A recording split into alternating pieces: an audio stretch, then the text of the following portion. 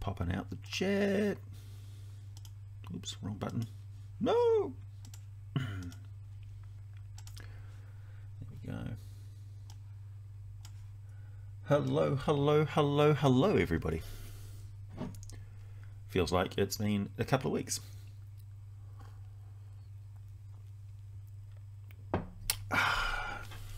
Welcome to the live stream. As is tradition, I will start the stream by eating a piece of cheese. And I will only do this once because it's a, hey Stardust, hey Michael. The topic today is fully independent channel, community surveys, answering more of your questions, and video updates. Hello. Frahalo. Welcome to the stream. Linguistically Oversight, welcome back. Matt Hill, Richard, Trey, hey, X-Poison! Boy, it feels like we haven't done that for a while, Trey. Alright, so here is a piece of blue puhoi cheese from New Zealand. As you can see, it is full of penicillin. So, who knows, maybe this keeps me healthy.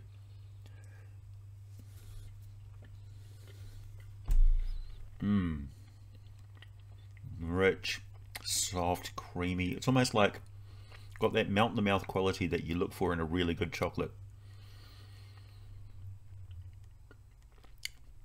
It's like the cheese has gone through this extra bacterial processing, you know, and then you're hit by this wave of sharp blue cheese flavor, the mold inside it. We have one more bit, and then we'll put the cheese away because there are actually people who don't like me eating on camera. Well, hey, it's my breakfast. Not really much of a cereal guy. Actually, I'm not much of a breakfast person. Normally, this is my breakfast. Cup of coffee. All right. On with the show. Hey, Lucas. Dad Zooks. Wow, everybody's here. Hello, everyone. Fantastic. Oh, nice for you to pop by, Russell. I appreciate it. Hey, Danny. Hey, Jimmy. Thank you very much. Surprise! Yeah, I am surprised. Jimmy has just reminded me to remind you that this is a monetized channel. Super chats are enabled. And as is tradition here on the Mighty Glue Stick channel, the extra money provided for the stream extends the stream out by minutes for the dollar. Do you make beer cheese in New Zealand? If not, I may be able to send you a recipe. I'll be fascinated with that, Matt. Yeah, thanks. You can find anybody who wants to email me. If you look at the channel page or the About page, the tab on YouTube on my channel, you'll be able to find my email address there, and I answer emails from people all the time.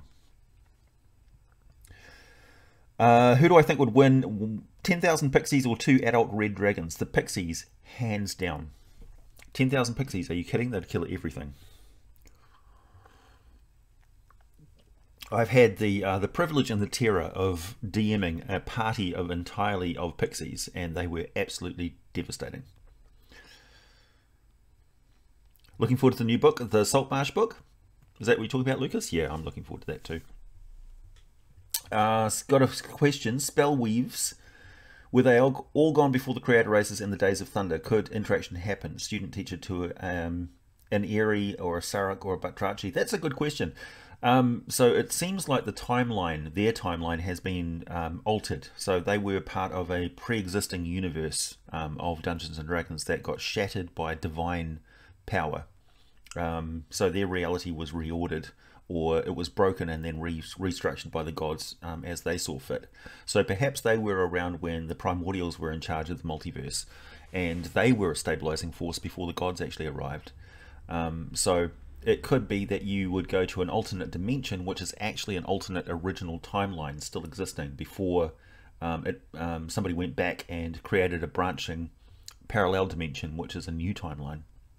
That's the way I like to handle temporal physics in my game, is that the original timeline still exists, but when you change something in the past, it just branches off into a new universe, a new dimension, because there's infinite scope for dimensions. Hey Kairos. Hey. Thank you, Morgan. Pixie versus mini iron golems. Now we're getting more interesting. That would be tricky with the iron. If you've got mini iron golems, you might as well make them flying sprites. Iron golems, like flying little metal wasps. That would work, I think, against pixies. Something that takes them on their own sort of scale, with a similar sort of combat style, and also has the advantage of being cold iron, would be, yeah, devastating against pixies. Also, beholders with their anti-magic ray, quite devastating against pixies. So yeah. What's up with the freedom? So the freedom is I am now a fully independent channel. Before I was part of a multi-channel network, and this is my first live stream for a while as a fully independent channel. So I no longer have a percentage of any money earned going towards a multi-channel network, and I'm no longer under their purview or their arm.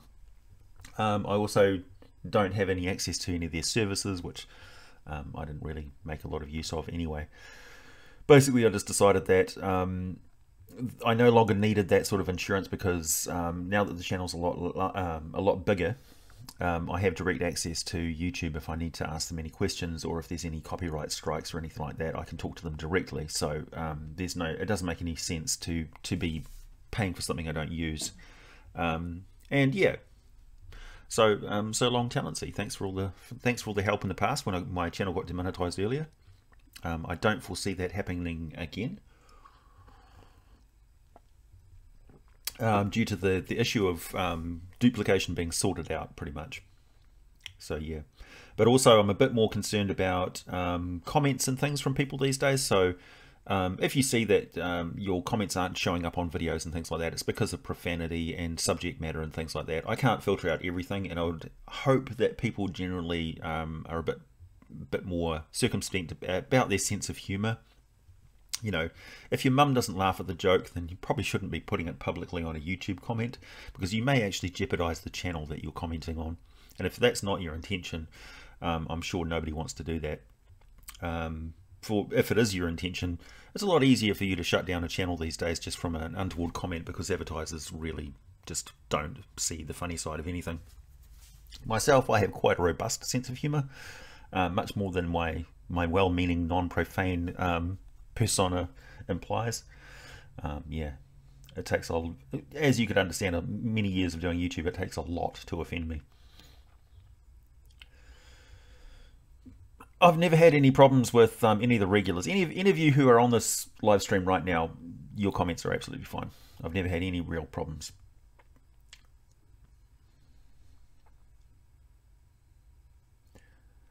Yeah, it is. I'll allow that. Sorry. It is bullshit. Yeah, it is bullshit. But hopefully it's just a phase. Like the media these days, anything that, even if it's like a rumored offensive trend, they will just plaster it all over stuff. Yeah, that's the thing. I shouldn't be responsible for anything, and I won't be. So yeah. Yeah, exactly, Loki. If you talk to me on Discord, you'll see other sides of me as well. Absolutely. Nice to see you, Loki.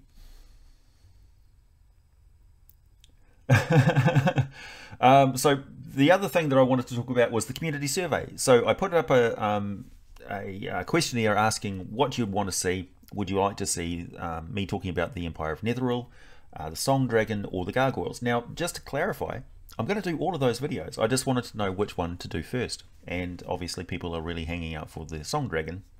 I'm also hanging out to do the Ethereal video. The Gargoyle video is really interesting because not only is it a continuation of my completion of the core monster manual, so I'm getting closer, I'm in the G section, getting closer and closer to actually completing the entire core monster manual in monster ecology videos, at which point I can list it as an alphabetical playlist, which would be awesome.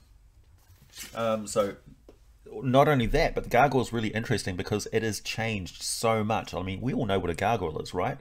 Do we? Do we really? Because the earlier edition of the gargoyle is very different from the current edition of the gargoyle, and it's the complete opposite of the problem with the Phoenix, for instance, in the latest edition, and that I think they've finally got the gargoyle just right, just perfect, and I'm quite happy with it. So I'm happy to do that video on the gargoyle. The video on the Ethereal Empire is one that people want to watch, but I don't think they realize just how important the Ethereal Empire really was. Like, you have you've got spells which have got names attached to them. For instance, somebody name me a spell with a wizard's name at the front of it. Castus is your anti-hero, yeah. The best thing about the hero quest is the gargoyle. Gargoyle. Hey Gadzooks, thank you. Shad's video on gargoyles? I haven't seen that one yet. Looking forward to the new book.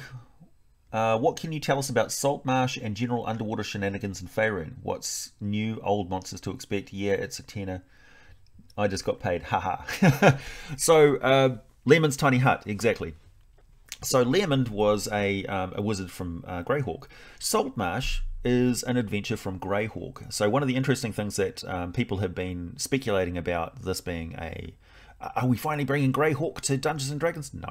This is exactly the same as the last adventure that they brought out, where they could place it. You could place it in any setting, and they give you examples in a little sidebar of where you can insert it into Faerun, or you can put it in Greyhawk, where you can put it in Eberron. So these days they make the I like that one. Big B's big ass bitch slap. So Saltmarsh is an underwater. It's kind of an underwater campaign. It's not it doesn't go into great detail like an Empire of the Sea Elves versus Sahuagin versus Tritons sort of thing. But that sort of source book, I think, is needed. There was in 3.5 edition there was a few books which detailed specific environments, and particularly the aquatic environment and an Arctic environment and that sort of thing. Those were really good. I think 5th edition could do with something like that, because there are people who are interested in undersea campaigns. For my own part, I can bring you monster ecology videos and things, and I can research stuff on Faerun because it's very well documented.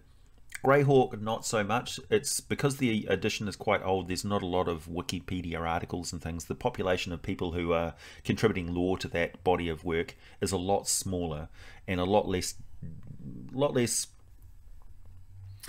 well, I just don't know. I haven't done a lot of research into Greyhawk stuff, but Forgotten Realms is very well documented. You've got very passionate people who pay a lot of attention to the lore and the internet connectivity of it, and it's still very much actively being archived and worked on and developed.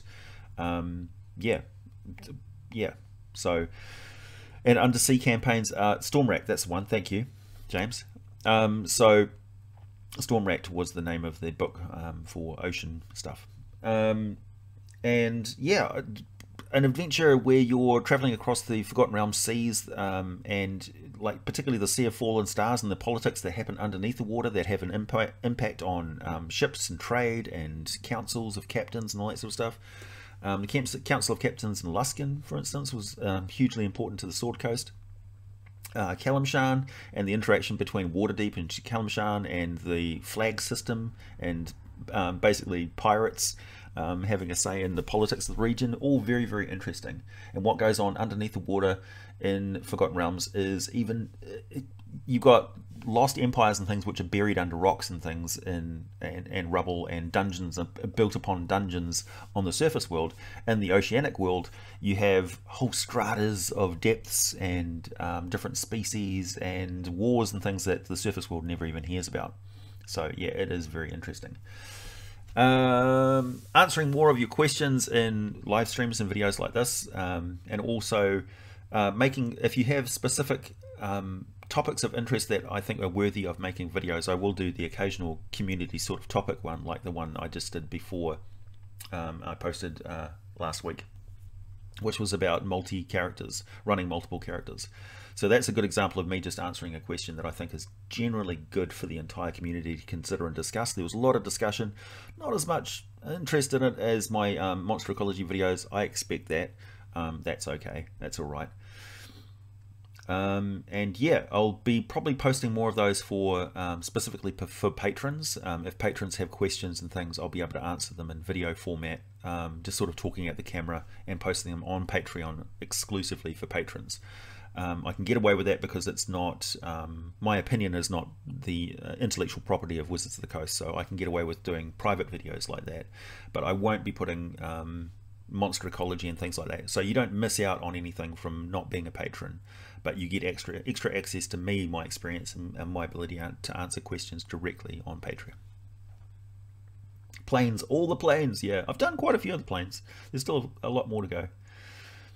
You know what's silly? A 6th level monk, 6th level fighter, and 4th level rogue can jump 60 feet in one turn. Give it a boots of speed, and the wizard and that can go up to 180 feet. Yeah, it's interesting that jumping speed and movement speed are so out of whack in 5th edition.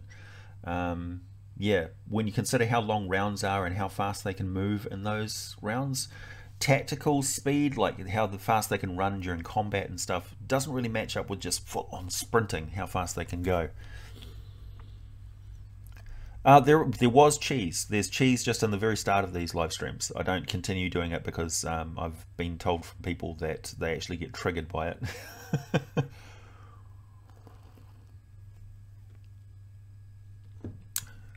They don't seem to mind me drinking slurping coffee though, interestingly enough. Maybe they do, I don't know.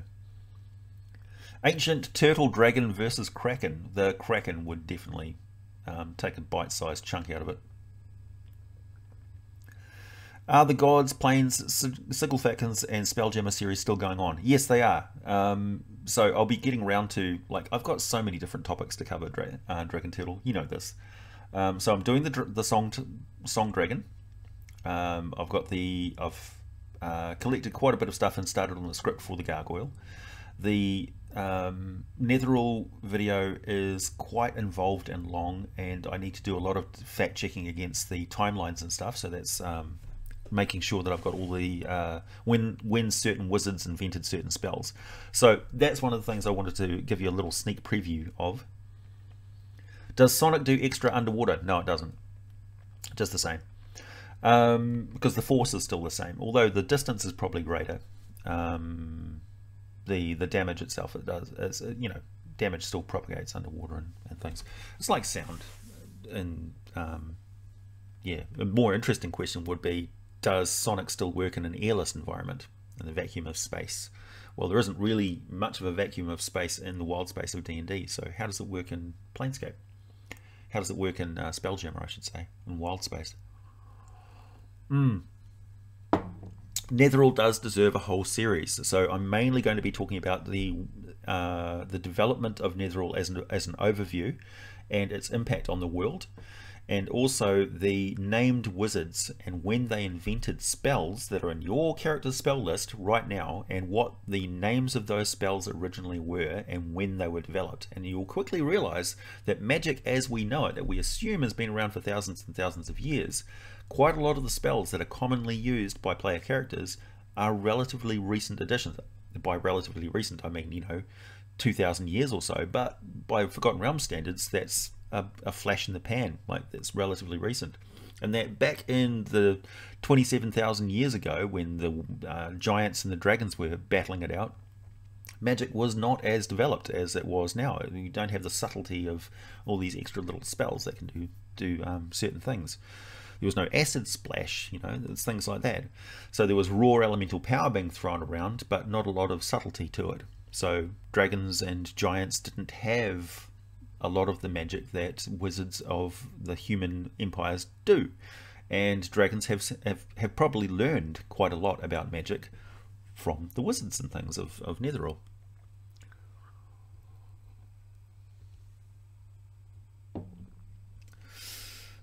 Richard, what is the view of coffee today? What? Do intelligent elementals, aside from genies, tend to give themselves names? I think they may be given names by others. It's not guaranteed that they're going to have a personal identity of their own. What's the brew of coffee today? So the brew of coffee, this is, what is it? It's an Italian fine ground breakfast coffee. Yeah, I'm not entirely sure which one. My girlfriend got it for me. So I usually have Robert Harris fine ground espresso coffee because I've got a new espresso machine, hence the ring around the outside of it. This is also the coffee cup that she got me for my birthday.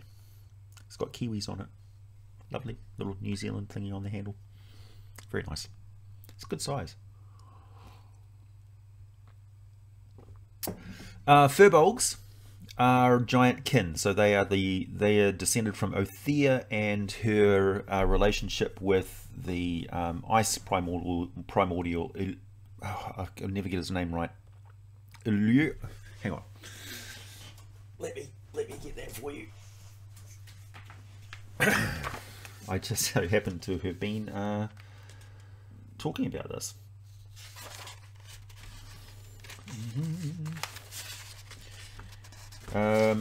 If you can get hold of it, Giant Craft is a really good resource on Giant Society.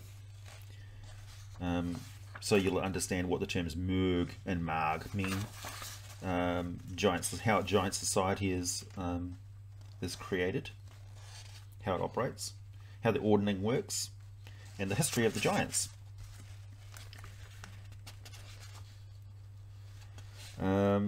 Even little details like stone giants have got 200-foot infravision, dark vision, 200 feet.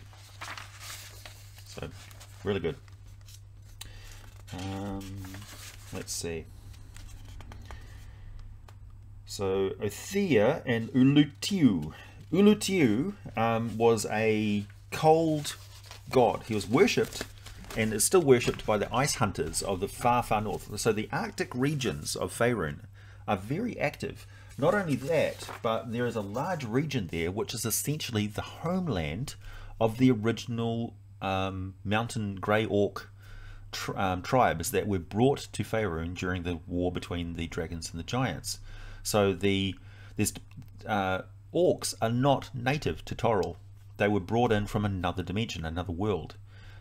Twice. So there's two different populations, much like the humans of the Mulan heritage in Forgotten Realms are from ancient Earth, from Mesopotamia and I think maybe Babylonia or ancient Egypt. So yeah, it's a very interesting mix because you've essentially got other dimensional humans and other dimensional orcs. At two different generations of other dimensional orcs, and you've also got native humans, the ice hunters, who are essentially the Inuit of Faerun, worshipped a primordial entity named Ulutiu, who had an illicit affair with Anam's wife Othea, and Othea is a primordial that quite often took the form of a mountain. So yeah, a lot of the giants literally sprang out of a mountain womb. So yeah, I'm running. Melf, yeah, male elf, yeah. Melf was one of the player characters, original player characters. Came out with Melf's acid arrows, along with quite a few other things. Demons technically meet elementals, or are more complicated? Just asking for a friend. So demons are corrupted elemental forms, yeah. They're almost like corrupted genies in a way. Yeah, there's no reason why a blue dragon can't cast lightning underwater.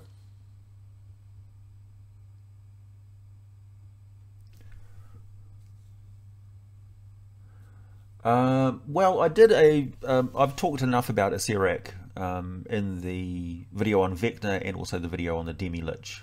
So I've pretty much covered Acererak as much as I'm going to, I think. Sorry to say, Robert. But yeah, Spelljammer and stuff, definitely. There's a lot of stuff in Spelljammer to cover, and I think it is relevant. I think it's relevant to 5th edition, quite relevant. As you've seen from, if any of you have been watching my Planescape campaign, Spelljammer is definitely relevant. See you later, Badani. Do you think you could do a video or possibly talk about those seeds from which all magic comes from? Yeah. Plot magic, yeah. At this point, AJ could make anything up for a video, and even if I knew it was wrong, I'd be convinced. Well, I'll endeavour not to. You know me, I don't like putting in things that I can't reference from somewhere else. And I will be going back onto the other thing, video updates. So video updates is updating old videos, particularly giant lore and dragon lore and things like that. Those old videos are dated, then unscripted. The quality of the sound and the video is poor. I've got more information, much more integrated ways of finding out the specific facts. I've got a different presentation style and format for them. The last video that I did updating was it the Bronze Dragon, was really popular. So yeah, I think I'm in a position to actually start updating those videos. Yeah, so you'll see old videos disappear and get replaced with new versions of them, which yeah, will have all the same information and more. Frostfell, yep. So I have a kobold fighter and his subclass is Cavalier. I want my mount to be a sheep, but it's too weak. How could I modify it? Why do you want it to be a sheep? There are riding lizards that a kobold would quite possibly ride around in. There's no reason why not. You couldn't use a riding lizard for basically use a Komodo dragon. It's a hell of a lot more scary than a sheep.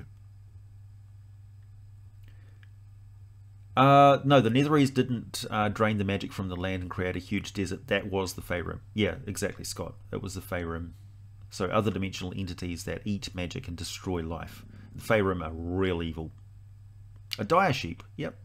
Basically a ram. Take a ram. I'm sure there's like a giant mountain goat thingy from the back of the monster manual. You could modify one of the dinosaur entries and basically make a dire sheep out of that. But I'm pretty sure we have a goat back here somewhere. Giant badger, giant bat, giant ape, giant boar. What about a giant boar? Or a giant centipede? That would be one hell of a mount.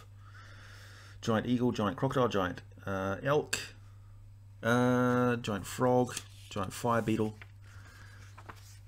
giant goat. There we go. So it's got a charge attack, it's sure-footed, it's got a ram attack, and its challenge rating half, which is quite high for a mount, but it's fine. So yeah, use a giant goat, or just regular goat. Yeah. Interesting character though. What question would I like to be asked? I don't know. Good question. Dire sheep, yeah. Oop, I've lost my. Oh, hopefully it disrupt anything. Occasionally I lose my mouse. Scrolling back up. Hey James. Make it an elemental sheep, a rock sheep. Yeah.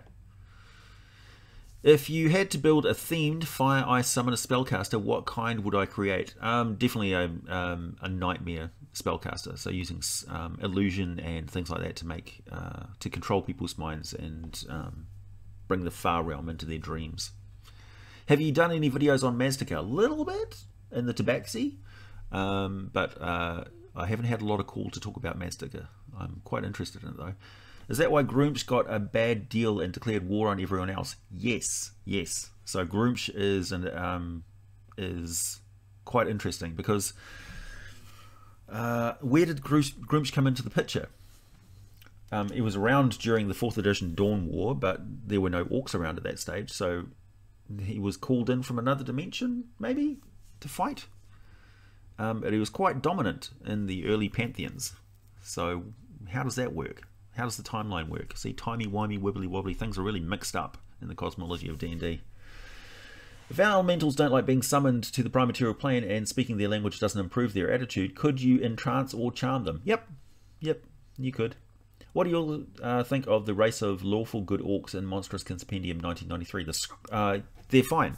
They exist in the lore of Forgotten Realms in the Far East. There's some good orcs which hang out near the old Malharandi Empire. Shao are Chinese, yeah. Blue Dragon Breath Weapon, usually a line attack underwater. It's an area of effect, I would think. Yeah, possibly. Yep. Electricity tends to go for the path of least resistance. So if you have a channel of different temperature of water or different salinity of water mixing and swirling around in there, the lightning could go in any direction. So you could actually have a random dice roll to determine the direction the lightning goes. Melts minute meteors and thaumaturgy are my favorite way to make simple cultures think I am a sun god. Yeah, exactly. Demons as boarding parties. Yep. You did like the video on the Copper Dragon? Yeah, I do like those videos. Any well-written 1 to 2 player campaigns out there? Since my last campaign ended, I've been thinking about letting my level 8 paladin live on in new adventures. Adventures for like an 8th level paladin for a 1 or 2 player game. As I said before, definitely run multiple characters if you do that sort of thing. I would recommend running that as a your paladin gets stranded in the outer planes and needs to return back to their home plane. Would be a good one, and they pick up stragglers along the way which become adventurers, maybe. As for published adventures, I don't know. Anybody else got any suggestions?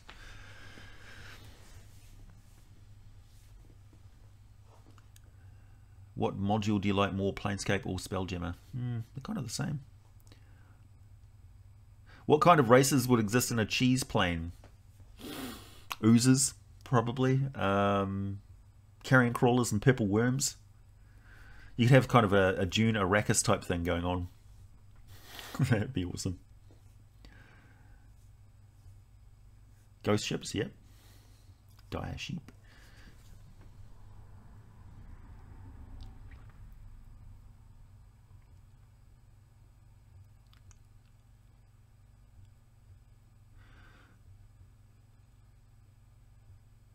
Was Tiamat on Earth? Good question.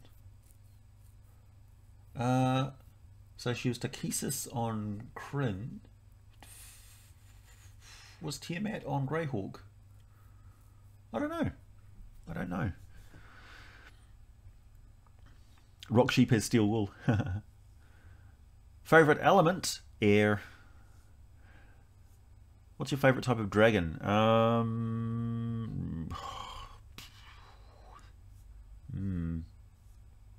Probably black dragons, actually, because they're so evil.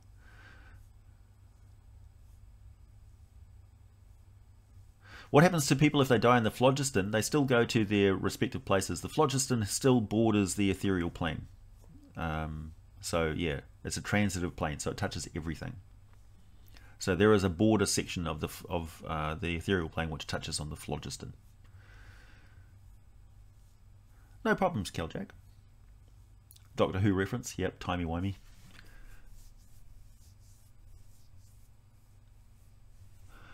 Do I have a moment to talk about our Lord and Savior Cthulhu? Cthulhu. Oh, by the way, this is the official channel merchandise. If anybody wants to purchase a troll holder, I won't be mad, bro. Yeah, exactly, Stardust. Just said that.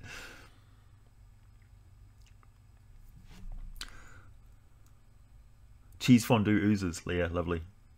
Minotaurs on a cheese plane. Myconids on a cheese dimension. Yeah, that's more likely. Molds.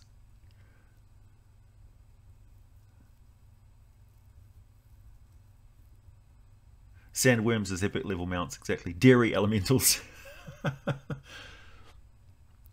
Orange dragons, yep, they're pretty cool.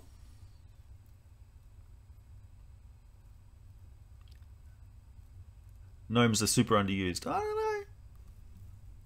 There's like there's quite often gnomes in my campaigns. Gnomes and halflings. Hey, Seamus. If Io is alive somewhere else, but Bahamut and Tiamat came back from him splitting in two, does that mean there are aspects of Io? So in another dimension, IO split in half, and a version of Bahamut and Tiamat exist.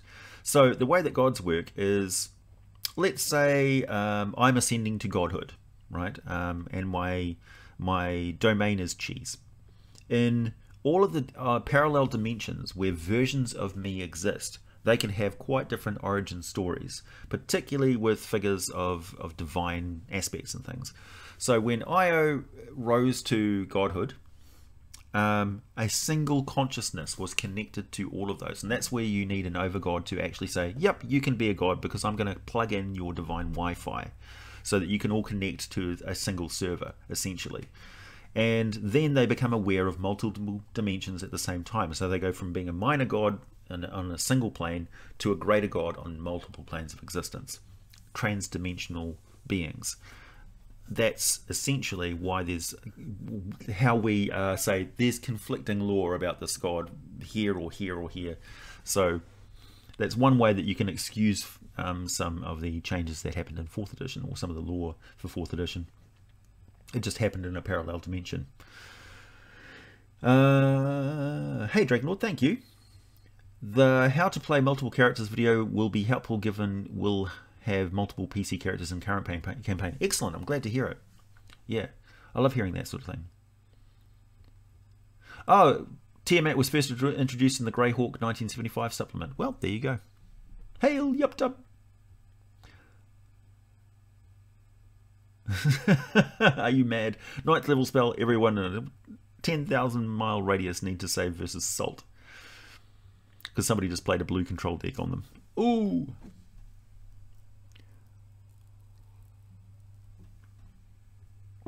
I'd like to see an aluminum dragon. That would be cool. What would the properties of an aluminum dragon be? They oxidize real fast. They're basically always offended, so they're never subject to charm attacks or any attacks on the mind, because they're constantly furious. What would their breath attack be? Probably an arc of lightning. They're really lightweight, so they're really fast. They're sturdy, but they suffer from broken limbs. What else? Probably related to silver dragons, maybe? A little bit silver, a little bit iron. Perhaps they're a result of crossbreeding between silver and iron dragons. What are the strongest greater gods in D&D aside from AO? Let's see.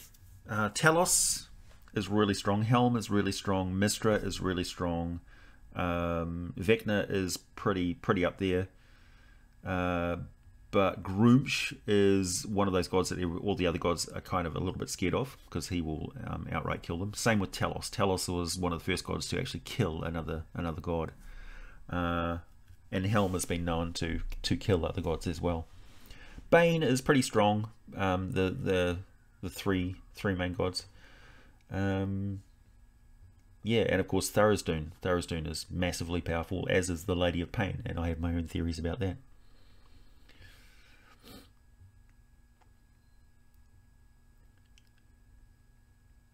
Hey Lucas, hey just a little playthrough series of Morrowind on my YouTube channel. Thought you might like it. I'm going to assume you've probably played the Elder Scrolls series. I played Oblivion. I played a little bit of Elder Scroll of the Dragonborn. But yeah, it's not really my thing. I tend to sort of fall asleep and run off the map, or get drop kicked by a giant across the landscape and sort of lose interest. I like games where I've kind of got a set direction pointer saying next plot is here. I can run a good open sandbox campaign, but I can't play one very well. How much magic does it take to make a floating castle? That's a epic level spell, so that would be a beyond 9th level spell, generally speaking, or a mythal. You could probably do it if you had a big circle of mages of high level who actually sacrificed the life of one of the mages to maintain the spell permanently. That's kind of the commitment it takes to get a castle flying in the air. So that's high magic. One of the easiest ways to do that would be to leave Toril. It's very hard to do that on Toril, but it's easier to do it in other places, other dimensions, and other worlds. So there's no limitations on epic magic in the Feywild, for instance, or the Shadowfell. So you can have floating castles and people casting spells that make volcanoes and that sort of thing in the Feywild or Shadowfell. It's one of the reasons why those sort of places are really important to your 5th edition campaign if you're playing in Toril, in Faerun, because there's limitations on really high magic in Faerun because of the gods, but there are no such limitations in the Feywild. Lady of Plane is clearly someone's mother-in-law, possibly. The gods of Eberron, yeah, the gods of Eberron are dragons, and they shut everyone else out. Derp, don't even... Skyrim. That's it, Skyrim. Helm bugs me to this day. Yeah, me too. It's like, geez, way to toe the party line, Helm. You turncoat. You bully boy. You hall monitor. Yeah, that's what Helm is. He's the hall monitor of the gods. Any tips on the Ravnica campaign? Make it your own. You've got a fantastic resource. Like if you read through those monster listings and things like that, you get the idea that there's this interconnected intrigue plot going on.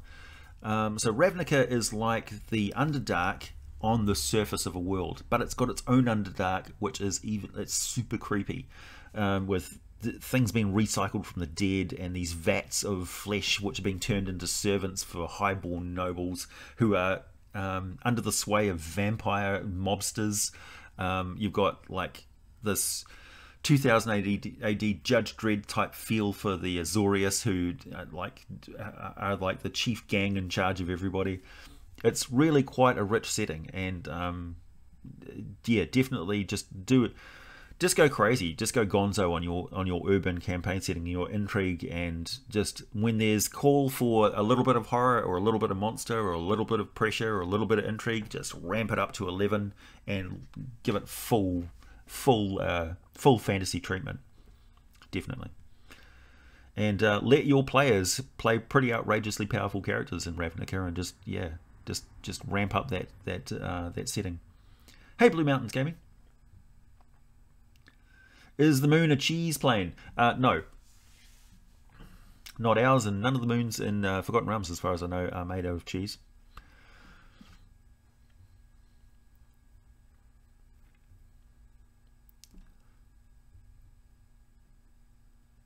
I just saw that comment in Butler. Lady of Pain is Ao's wife. He locked her in the sigil to avoid the nagging. Oh dear, oh dear, oh dear. Helm did nothing wrong. The Lady of Pain is such an enigmatic figure. Basically, you can superimpose any theory on her as long as it's overwhelming. I mean, we only call her a lady because it appears like a female, but we have no idea what sort of life form it is. The Spelljammer is a flying city. It's a city ship, kind of like Stargate Universe had a flying city ship of the ancients. That's kind of what Spelljammer is all about. The actual Spelljammer ship is exactly like that show. Like, you could turn up and find yourself. You could actually teleport through a portal network. You could run a Stargate campaign in Spelljammer really easy, which would also be a Planescape campaign setting as well. But yeah, so Sigil is a city of the ancients, which is ruled over by some enigmatic, maybe the Lady Pain is actually a hologram of some kind. So completely undefeatable because she's generated by the core of Sigil, which is a computer system. And it opens up all these different interdimensional portals because it was built that way by supreme beings who possibly built the spheres that house all the worlds in the first place. Perhaps the original entities are actually made of phlogiston. There's phlogiston elementals that are supremely intelligent that created the prime material universe. Who knows? You can just go crazy with it. Nothing's entirely sacred in D&D. At your own table, you can make whatever you want. Exterminatus class ship, yeah. Yeah, the Lady of Pain could be an aspect of Pale Knight. Who knows? Pale Knight is an otherworldly entity. Doesn't conform to the normal universe. Do solar systems work the same way in Spelljammer? To a limited extent, you can have really, really different solar systems. They don't necessarily even have to have a star in the center. They could be a huge lens which is reflecting fires from the outer world. You could have just any sort of cosmic system you care to think of. You can have flat planets rotating around a reflective dish. You could have great A2N flying around with turtles on his back in a disk world with an independent sun and moons which are moving around that. Yeah, it's entirely up to you. Phlogiston elementals, yeah. There's no mention of phlogiston elementals, is there? Yeah, iron stones came out of Neverall, exactly. Are there quintessence elementals? I don't know. I think quintessence is kind of tied up with a dead deity. Yeah, there's these dwarf type figures that lived inside a crystal god that was a living gateway that sort of regulated the flow of nightmare between the Far Realm and the Prime Material universe. In 4th edition anyway. So that's kind of where quintessence comes in, and the Thune thing has quintessence as well.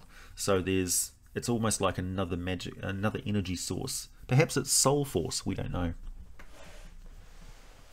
Essentially quintessence is like a psychic energy system. So it's kind of a little bit hard to integrate into 5th edition because it's just another form of magical, like power stone or crystal.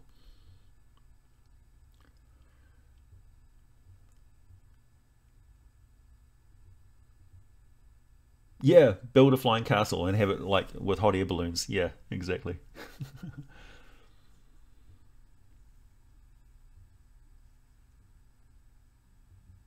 Yeah, that's quite possible, Dragon Turtle. The Spelljammer ship charms you into not wanting to leave and defending it from attack. Yeah. Yeah, most solar systems work as normal. So they came up, they had a template. Like they tried out different ways of creating solar systems inside the spheres, and then they came up with a template that worked pretty well. It's like, no, we need to balance these planets against each other using this gravity thing. Yeah. Happy kobolds. Some happy little kobolds. Hey, Tennyson.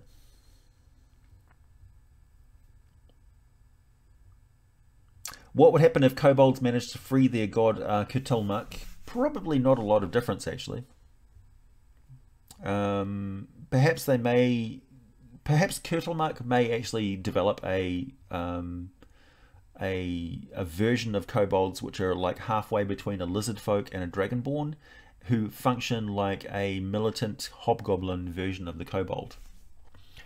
But don't forget, Kurtulmak is also subservient to dragon gods and stuff, just like his mortal creations.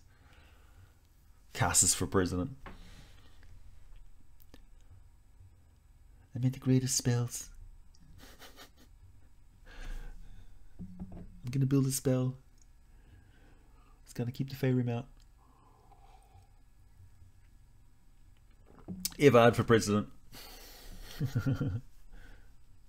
I just posted in caps, in all caps, and it disappeared from chat. Did you? Well, somebody else. Michael just posted in all caps, and it's there. I did see, comments don't just get edited out immediately. I still see all the comments. So if you comment something really inappropriate, it just gets held on the chat, and I can click OK, or just leave it.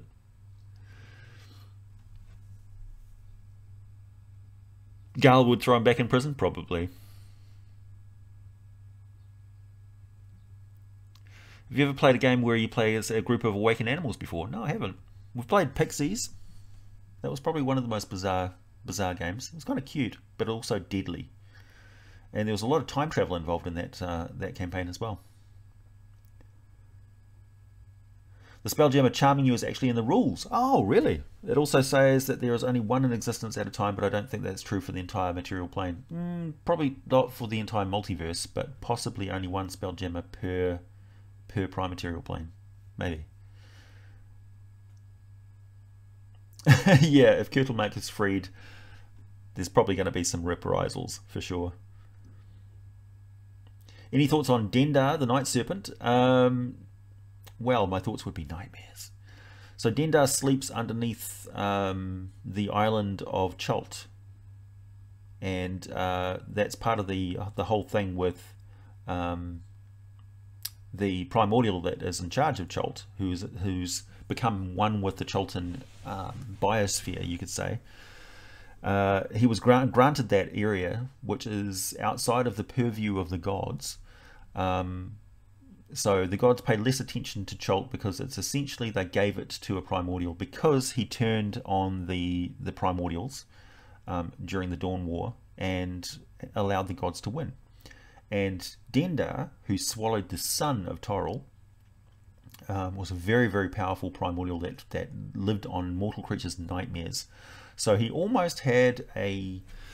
So the gods feed on the belief of mortals. So essentially they exist and can change reality by harnessing the belief of mortal creatures.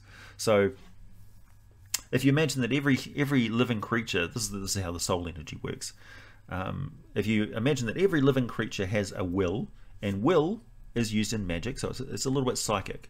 So the intention to move this coffee cup or whatever changes the act of observation fixes things in quantum physics. So the act of observing something and doing something changes it a little bit, and in Dungeons and Dragons that can be manifested as psychic ability to using telepathy or telekinesis or clairvoyance or clairaudience, arcane magic, systematic way of psychically changing reality around you. And so that ability to change reality is co-opted by gods who rely on the belief of other creatures. So if the creatures all believe that a god can do a thing, that essentially allows that god to do that thing. So they need that soul force. Devils are celestial, so they use souls in the similar sort of way. That's the same system. So when you're talking about Dendar, he's a primordial that fed on nightmares and grows strong on the fear of living creatures. So Dendar is extremely powerful in the way that deities can be powerful, except it just happens automatically. The more fear and destruction that Dendar caused, the more powerful he became. Swallowing the entire sun was a supreme act of terror that swelled his power enormously, and the gods had to all act in cahoots together to stop Dendar, and the only way they could do that was to make him sleep permanently. So he's kind of like a great old one sleeping underneath Chult, that you really don't want to wake up. And the interesting thing is they couldn't just like kill him or trap him or anything, so he's a very powerful primordial. But again, he'd be quite weak when he wakes up, you know.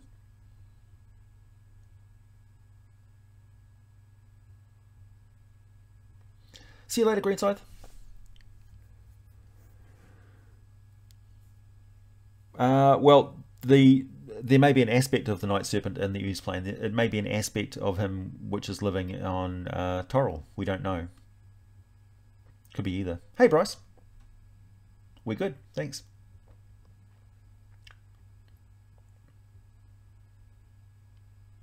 Well, the good countries do go to war with each other, Samriser, in Forgotten Realms, quite often.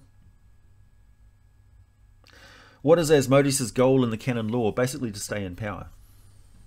Asmodeus is broken, so there's a lot of hints in the lore that Asmodeus, when he fell, was thrown out of the celestial planes, was actually busted up real bad and has never fully healed. And the Asmodeus that you see, this refined gentleman, is actually a projection, and his true form is like a broken and bleeding Coatl, maybe. We don't know for sure. It would be typical of Asmodeus to be hiding a big, deep, dark secret, and doing so well at it that nobody knows.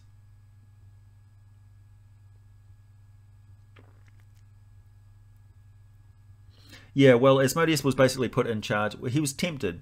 He was tempted. He abandoned his duty of guarding Tharizdun, and because he saw the temptation of the shard of ultimate evil. He was corrupted. So, yeah. And of course, Tharizdun's whisperings are that the universe is broken, and the cosmos of Dungeons and Dragons, the multiverse, is broken because the Far Realm breached it, and the Oberth came through from another multiverse. And Tharizdun was like, well, I'm going to team up with a bunch of other primordials, and we're going to destroy it all, and we're going to recreate it right without... We're going to destroy everything. So minor gods, even some of the greater gods, gone. Wipe it all out, restart it, restart the entire multiverse. Yeah. But primordials and gods didn't like that, because that would be the end of them.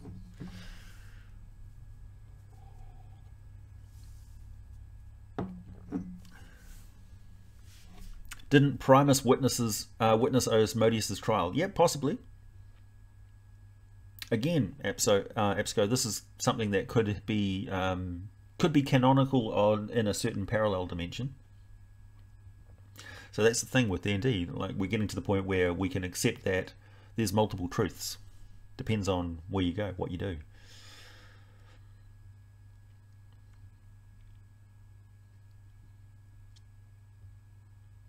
Yeah, that's typical, Tracy. That Asmodeus would kill anybody who learns the truth about him. For sure. He's certainly got the capacity to do so.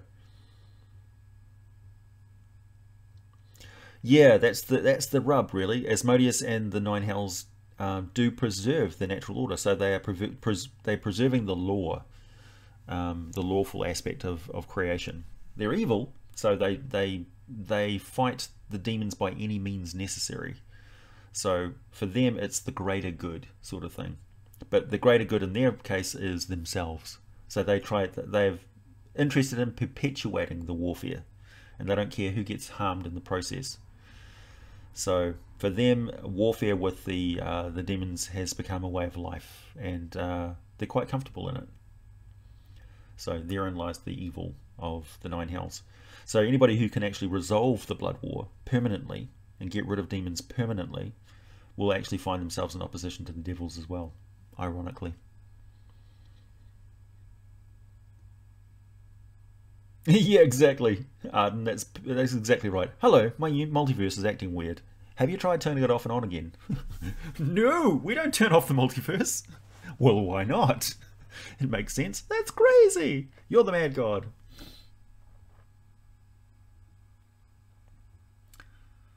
Ooh. Uh-oh, did I just disappear?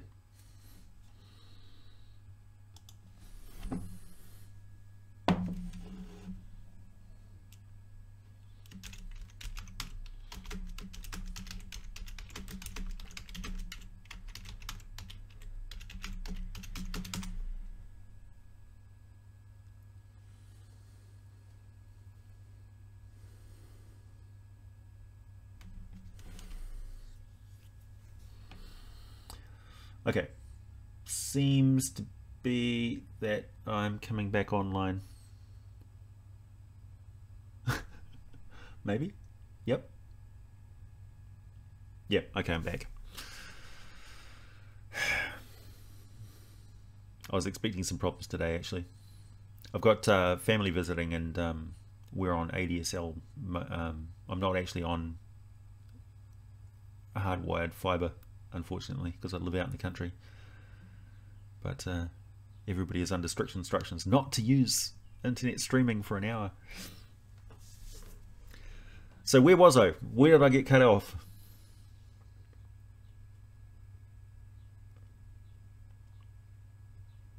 Asmodeus' assassins got me. Yeah, so essentially the demons kind of are interested in destroying the multiverse and turning it into the chaos where they're in ultimate charge of everything. So they want their will to be absolutely manifest in everything. So they want the multiverse to be chaos, and they want to be masters of the chaos. Hey, thanks, Robert. The devils want to fight against that. They want to preserve the way the universe is and keep everything basically status quo. So they like the idea of a broken universe in a way, because they've got this loophole where they can get a little bit of divine power themselves. So they've freed themselves from being celestial servants. They no longer need to better themselves to get out of the multiverse, so to speak. They're not interested in that sort of drama. They're engaged in perpetual warfare, so they're kind of broken in that way.